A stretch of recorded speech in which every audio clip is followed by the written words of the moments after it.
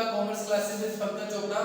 बेटा हम लोग चैप्टर कर रहे हैं accounting for not for profit organisation, और इसका अभी तक हम टॉपिक कर चुके हैं एंट्रेंस फी का, और दूसरा टॉपिक हमने किया था बेटा स्पेसिफिक फंड्स का, जिसके अंदर आपको स्पोर्ट्स फंड, टूर्नामेंट फंड, इनके बारे में बताया गया था। आज का जो हमारा टॉपिक है उसका नाम क्या है? Accounting treatment of consumable material. Consumable material मतलब क्या है सर इसका? बेटा ऐसा होता है कि जो हमारे क्लब्स होते हैं, जो हमारे स्पोर्ट्स क्लब है या जो भी हमारे हॉस्पिटल्स है, इनके अंदर कुछ ऐसा मटेरियल होता है जिसको कंज्यूम किया जाता है, कुछ ऐसा मटेरियल होता है जिसको यूज कर दिया जाता है टाइम टू टाइम।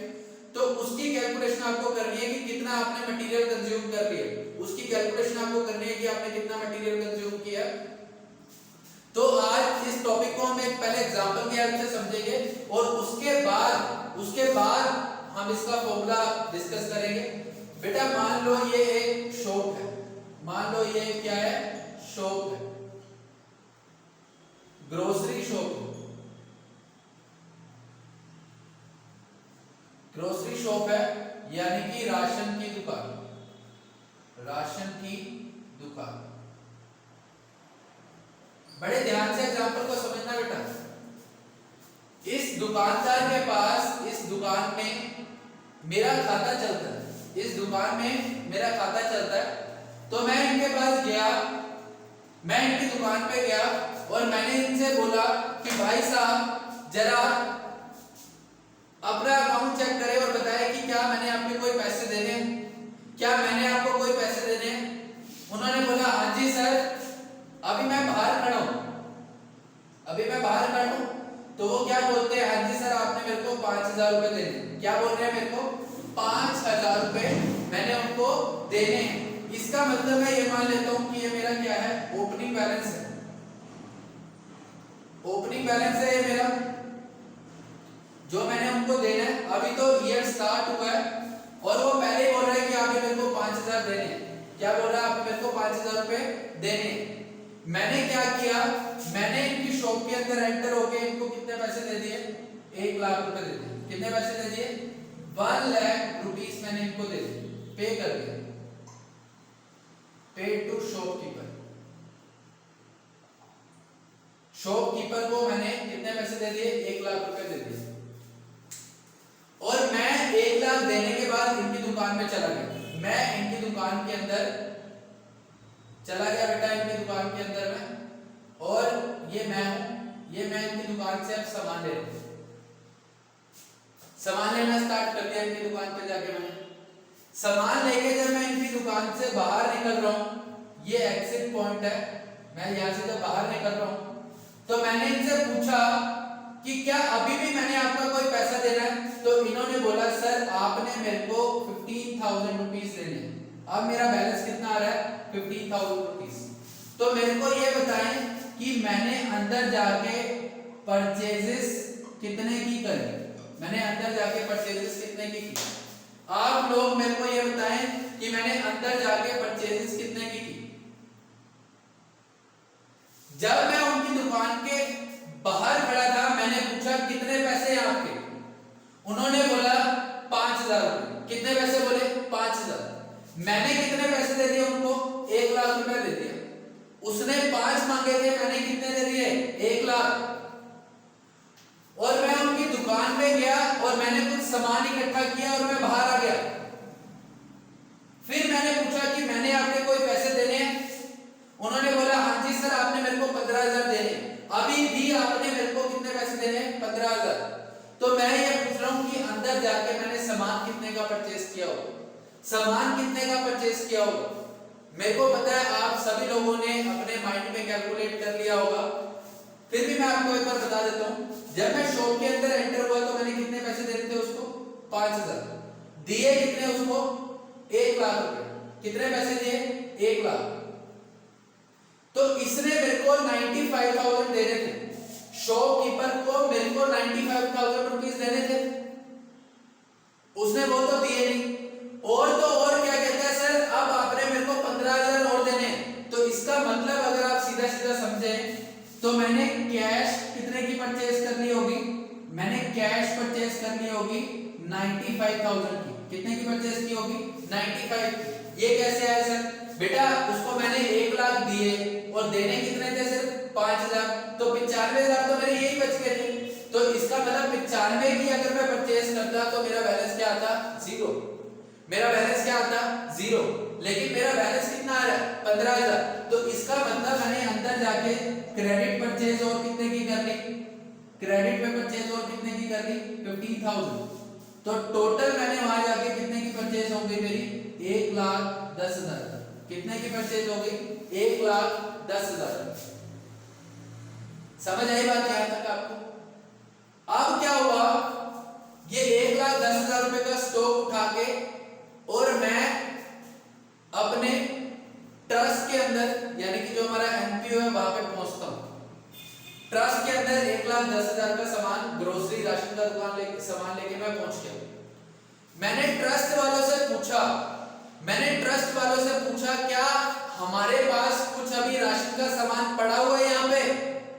क्या राशन का सामान पड़ा है यहाँ?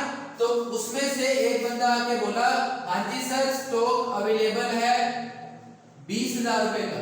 कितने का स्टॉक अवेलेबल है अभी हमारे पास खाने के लिए? 20,000 का। तो मैंने कहा ये लो 1,10,000 का स्टॉक आप और रखो, 1,10,000 का स्टॉक आप और रखो। अब हमारे ट्रस्ट के पास खाने के लिए कितने का सामान होगा? 20,000 का पहले पड़ा हुआ था, 20,000 का स्टॉक ऑलरेडी था, 1,10,000 का मैंने उनको और ला के दे दिया। तो टोटल खाने के लिए कितने का स्टॉक हो गया? 1,30,000 रुपए। कितने का स्टॉक हो गया? 1,30,000 रुपए। हमने पूरा साल खाया वहां पे बैठ के, और फिर जब पूरा साल खत्म हो गया फिर मैंने अपने स्टोर कीपर को बुलाया और मैंने पूछा क्या अभी भी कोई सामान बचा हुआ है क्या खाने को? मैंने क्या पूछा, क्या अभी भी कोई सामान बचा है खाने को? वो क्या कहते हैं, हाँ जी सर अब स्टॉक है हमारे पास 30,000 रुपए का। कितने का स्टॉक पड़ा हुआ है?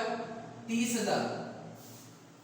तो हमने खा कितना लिया? खाने के लिए कितना सामान पड़ा था? 1,30,000 रुपए का स्टॉक था हमारे पास खाने के लिए। अभी बच कितना गया यहाँ पे? 30,000 का।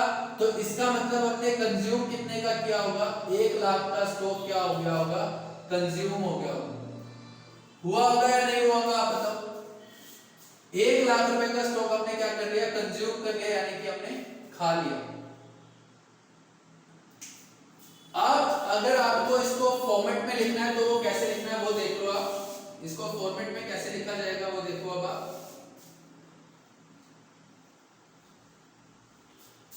इसका फॉर्मेट कैसे बनेगा वो देखो आप।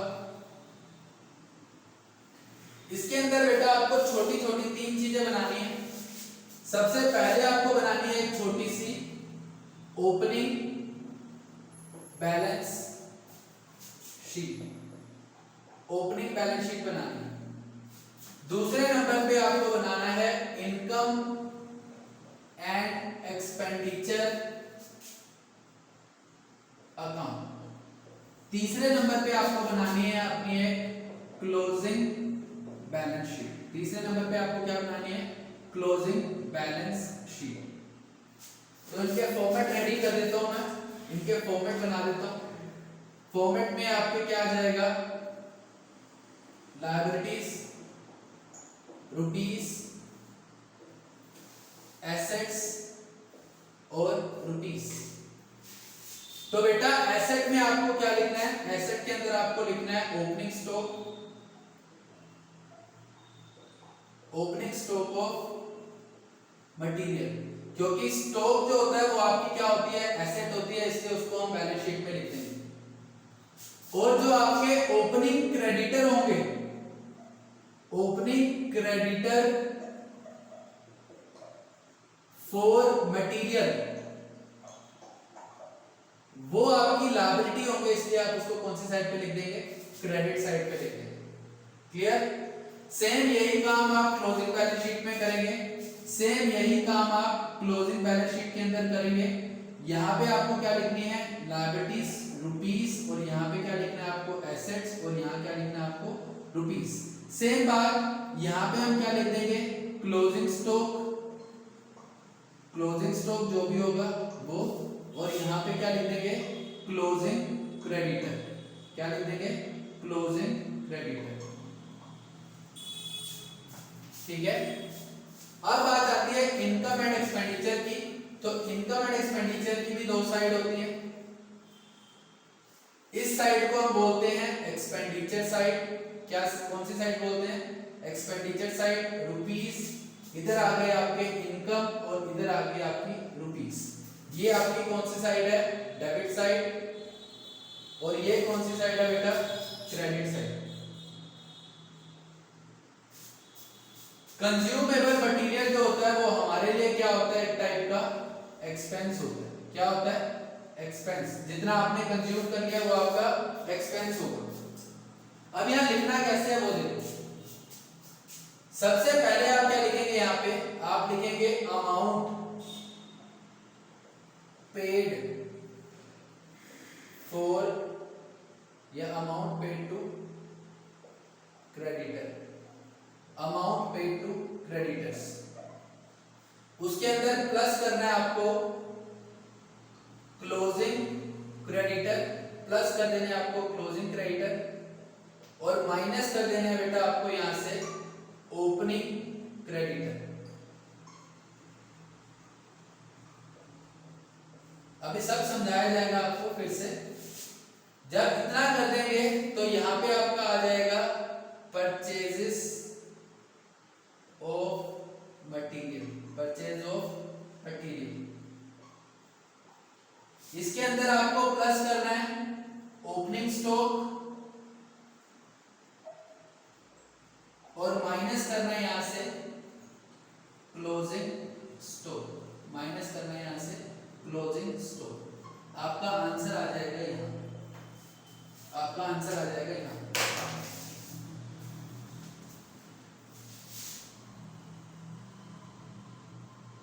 अब जो हमने एग्जाम्पल किया था उसके हिसाब से मैं यहां वैल्यूज लिखता हूं, उसके हिसाब से मैं यहां वैल्यूज लिख देता हूं। जहां पे स्टार लगाए हैं वहां मैं अब वैल्यूज लिखने स्टार्ट कर दूंगा।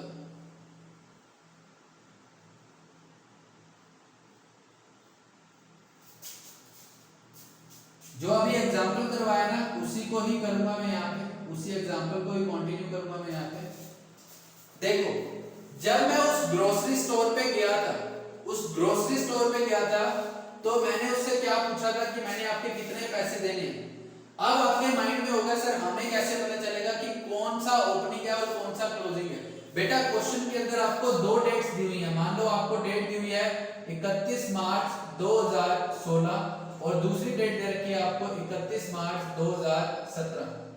ये दो डेट्स आपको दे रखी हैं 31 मार्च 2016 और 31 मार्च 2017।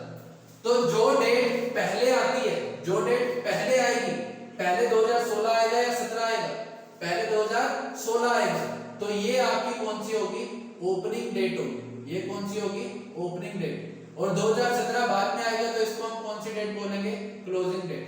तो इस डेट पे जो भी चीजें होंगी वो सारी हमारी कौन सी होंगी, ओपनिंग होंगी। तो यहाँ पे जब मैं उसकी दुकान पे गया था तो कितना मैंने उसको पैसा देना था, 5000। कितना पैसा देना था, 5000। तो ओपनिंग क्रेडिटर यानी कि जो 31 मार्च 2016 को लिखे होंगे वो आपको यहाँ लिखना।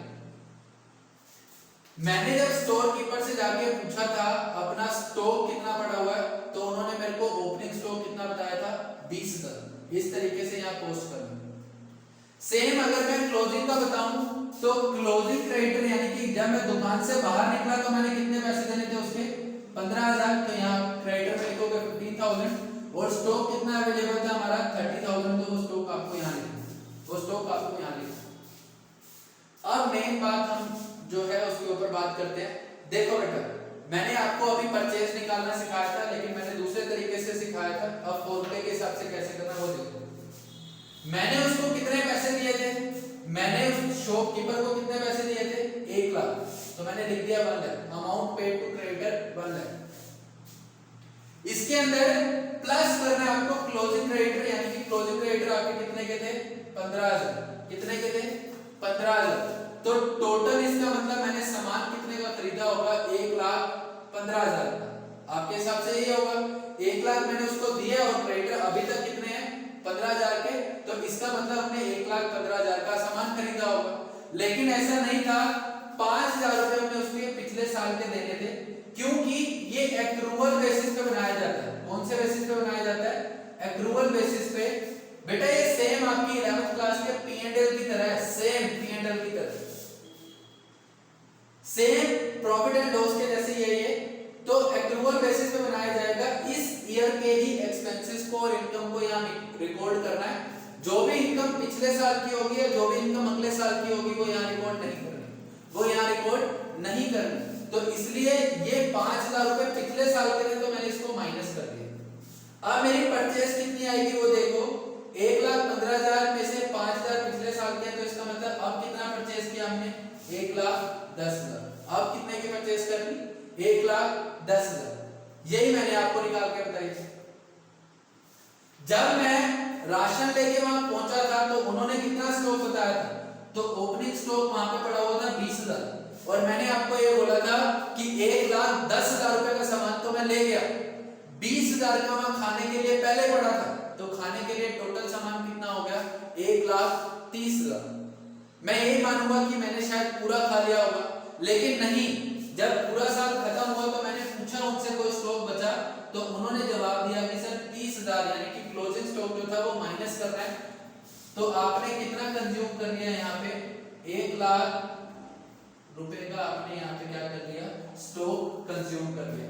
इस तरीके से आपको क्वेश्चन करके आना है, 4 मार्क्स आपको 101% कंप्लीट मिलेंगे। क्लियर? अब इसकी हेल्प से आप कर लेंगे इलस्ट्रेशन नंबर 17, 18 और 19। 3 इलस्ट्रेशन और 3 क्वेश्चन आप कंप्लीट करेंगे। 3 इलस्ट्रेशन और 3 क्वेश्चन आप कंप्लीट करेंगे, ठीक है? क्या एक क्वेश्चन करवा के दिखा दो, ठीक है बेटा, एक क्वेश्चन कर देते हैं, एक क्वेश्चन कर देते हैं बेटा आपके लिए, एक क्वेश्चन आपके लिए कर देते हैं हम यहाँ पे।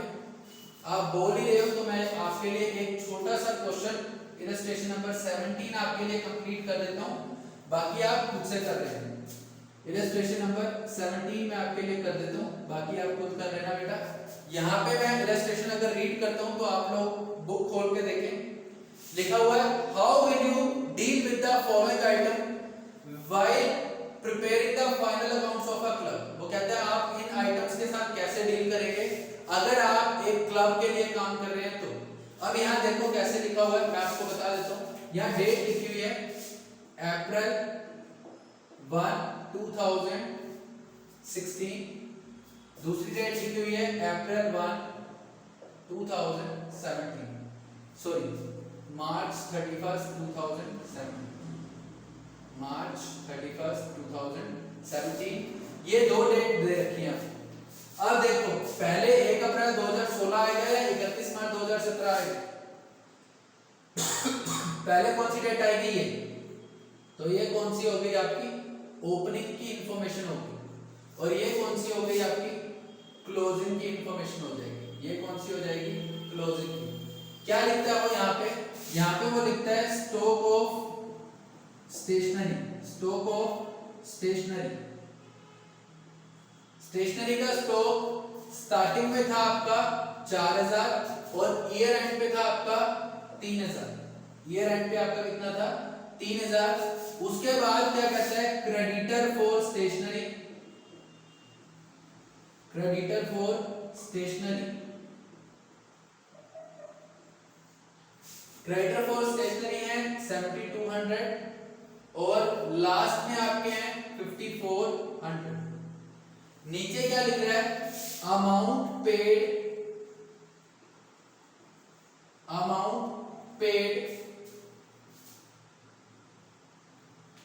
For stationery during the year, for stationery during the year, during the year. ये आपको इंफॉर्मेशन दे रखी है क्वेश्चन में।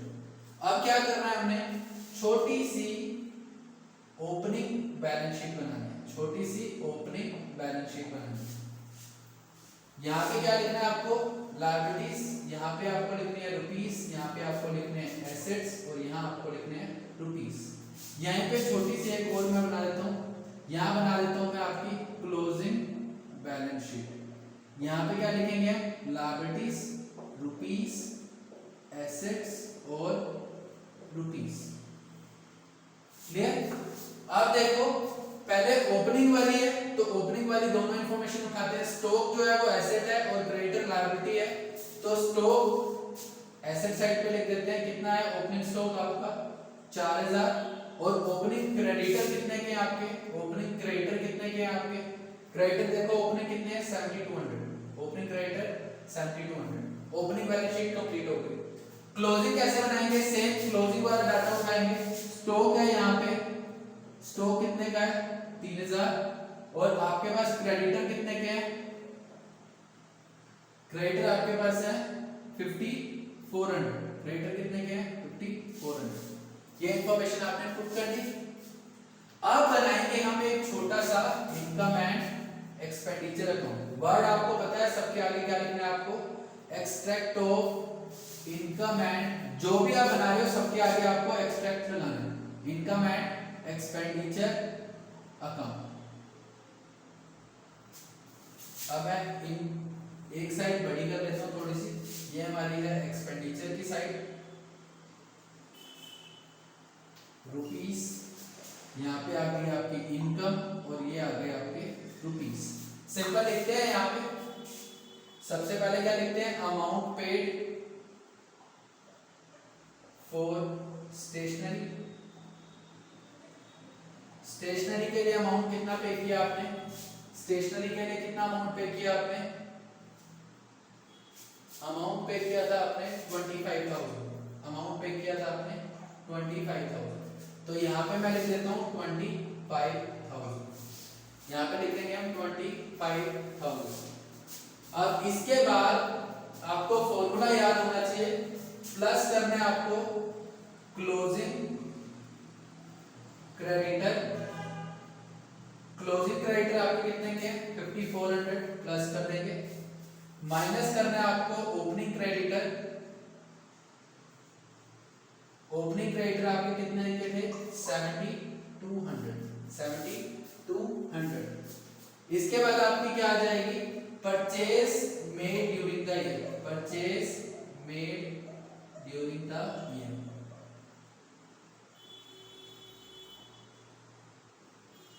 ये अगर हम प्लस करते हैं तो ये माइनस हो जाएगा 30,400 माइनस 7200 0 0 2 23,200। इसके बाद क्या करेंगे, प्लस करेंगे ओपनिंग स्टॉक, ओपनिंग स्टॉक आपका कितना था 4000, माइनस करेंगे यहां से क्लोजिंग स्टॉक, क्लोजिंग स्टॉक आपका कितने का था 3000, तो आपका आंसर आ जाएगा 24,200, आपका आंसर आ जाएगा 24,200। ठीक है, इस तरीके से आप क्वेश्चंस कंप्लीट कर लोगे, इस तरीके से आप क्वेश्चन कंप्लीट कर लोगे। ठीक है बेटा, कई बार एडवांस और लिखा हुआ आ जाता है, एडवांस पेड टू क्रेडिटर, कई बार एडवांस लिखा हुआ आ जाएगा, तो जो ओपनिंग एडवांस होता है बेटा, ओपनिंग एडवांस जो होगा वो आप क्या करोगे प्लस कर दोगे, और जो क्लोजिंग एडवांस होगा, क्लोजिंग एडवांस जो होगा वो हम क्या कर देंगे माइनस। अगर क्वेश्चन के अंदर कभी आ जाता है एडवांस पेड टू क्रेडिटर, तो ये जो एडवांस हम पे करते हैं ये हमारे लिए क्या होती है एसेट होती है, क्या होती है एसेट। तो इसको बैलेंस शीट में जो एसेट साइड पे दिखाना है, और जब यहाँ काम करेंगे तो इन्हीं के साथ आपको लिखना है, इन्हीं के साथ amount paid for stationery plus कर देंगे ओपनिंग एडवांस और माइनस कर देंगे क्लोजिंग एडवांस। ओपनिंग एडवांस यहाँ पे प्लस हो जाएगा और क्लोजिंग एडवांस माइनस हो जाएगा। ठीक है, इस तरीके से आप क्वेश्चंस करके देखेंगे, अगर कोई दिक्कत हो तो मेरे को बता दो। ठीक है बेटा।